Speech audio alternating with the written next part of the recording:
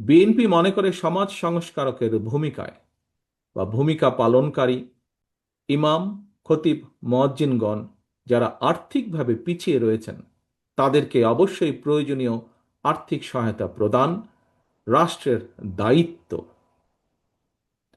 এমন বাস্তবতায় ইমাম মুয়াজ্জিনদের মধ্যে যারা আর্থিক টানাপোড়েনে রয়েছেন তাদেরকে প্রতি মাসে রাষ্ট্রীয় তহবিল থেকে একটি নির্দিষ্ট পরিমাণ সম্মানী ভাতা দেবার ব্যাপারে বিএনপির একটি পরিকল্পনা রয়েছে। আগামী ফেব্রুয়ারি মাসে অনুষ্ঠিত জাতীয় নির্বাচনে আল্লাহর রহমতে বিএনপি রাষ্ট্র পরিচালনার সুযোগ পেলে ইমাম মুয়াজ্জিনদেরকে সম্মানী ভাতা দেওয়ার পরিকল্পনা পর্যায়ক্রমে ইনশাল্লাহ আমরা বাস্তবায়ন করব। একই সঙ্গে ইমাম মুয়াজ্জিনদেরকে আর্থিকভাবে আরও স্বাবলম্বী করার লক্ষ্যে ইমাম মুয়াজ্জিন কল্যাণ ট্রাস্টকে শক্তিশালী করে আরও বহুমুখী প্রকল্প গ্রহণ করার একটি চিন্তা ভাবনা আমাদের রয়েছে। সম্মানিত ইমাম, খতিব, পীর মাশায়েখগণ, 1993 সালে বিএনপি সরকারের সময় দেশে প্রথমবারের মতন মসজিদ ভিত্তিক শিশু ও গণশিক্ষা কার্যক্রম প্রকল্প চালু করা হয়েছিল। সেটি এখনো অব্যাহত রয়েছে।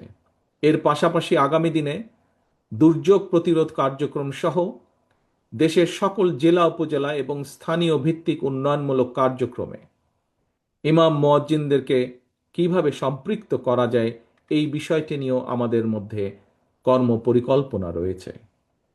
কর্মজীবনে যিনি যে পেশায় নিয়োজিত হতে চান কিংবা যেই চাকরি করতে চান এর জন্য প্রয়োজন সততা, সক্ষমতা, যোগ্যতা এবং দক্ষতা। দেশের লক্ষ লক্ষ মসজিদগুলোকে কেন্দ্র করে আরও কী ধরনের উদ্যোগ গ্রহণ করা যায় এ ব্যাপারে আপনাদের কাছ থেকে সুনির্দিষ্ট পরিকল্পনা এবং সুপারিশ আমরা আশা করছি। সম্মানিত ইসলামিক স্কলার্স, ইমাম, খতিব এবং ওলেমা মাশায়েখ বৃন্দ, দীর্ঘ ১.৫ দশকের তাবিদারি শাসন শোষণের মাধ্যমে আরও একবার প্রমাণিত হয়েছে ইমান, ইসলাম এবং দেশের স্বাধীনতা সার্বভৌমত্ব রক্ষা করতে হলে আমাদের ঐক্যের বিকল্প নেই। সুতরাং দেশ এবং জনগণের স্বাধীনতা সুসংহত করার জন্য আগামী জাতীয় নির্বাচন অত্যন্ত গুরুত্বপূর্ণ এবং তাৎপর্যপূর্ণ। প্রিয় দেশ বরণ্য সম্মানিত ওলেমা মাশায়েখগণ, একজন বিশ্বাসী মুসলমান হিসাবে এবার আমি আমার একটি প্রত্যাশার কথা আপনাদের সামনে ব্যক্ত করতে চাই। এখানে উপস্থিত আমরা সবাই জানি আহিলামে জালিয়াতের সময় আমাদের মহানবীকে যারা অপছন্দ করত তারাও কিন্তু মহানবী সাল্লাল্লাহু আলাইহি সাল্লামকে ন্যায়পরায়ণ হিসাবে জানত, মানত এবং বিশ্বাস করত।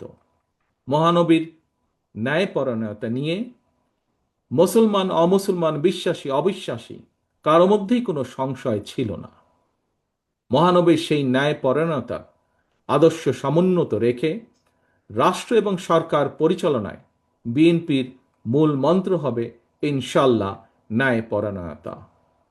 মহানবীর ন্যায়পরায়ণতার আদর্শে উজ্জীবিত একটি ইনসাফ ভিত্তিক বাংলাদেশ গড়ার লক্ষ্যে আগামী নির্বাচনে বিএনপি দেশের সকল সম্মানিত ইমাম, খতিব, মুয়াজ্জিন, আলেম, ওলেমা, পীর মাশায়েখদের দোয়া এবং সমর্থন চায়। পরিশেষে আমি আপনাদের কাছে দোয়া চাই। আমার মায়ের জন্য দোয়া চাই, আমার দলের নেতা, কর্মী, সমর্থক এবং সর্বোপরি দেশবাসীর জন্য দোয়া চাই। দেশ এবং জনগণের কল্যাণে আল্লাহ যেন আমাকে এবং আমাদের দলকে প্রতিটি সৎ কর্ম বাস্তবায়নের সুযোগ দেন। এজন্য আপনাদের দোয়া, সমর্থন এবং সহযোগিতা চাই। পরিশেষে এত সুন্দর একটি অনুষ্ঠান আয়োজনের জন্য আজকের অনুষ্ঠানের সভাপতি সহ আয়োজক বৃন্দকে, সম্মিলিত ইমাম খতিব পরিষদকে আন্তরিক ধন্যবাদ জানিয়ে আমার বক্তব্য শেষ করছি। আল্লাহ হাফেজ। বাংলাদেশ জিন্দাবাদ। বাংলাদেশ জাতীয়তাবাদী দল জিন্দাবাদ।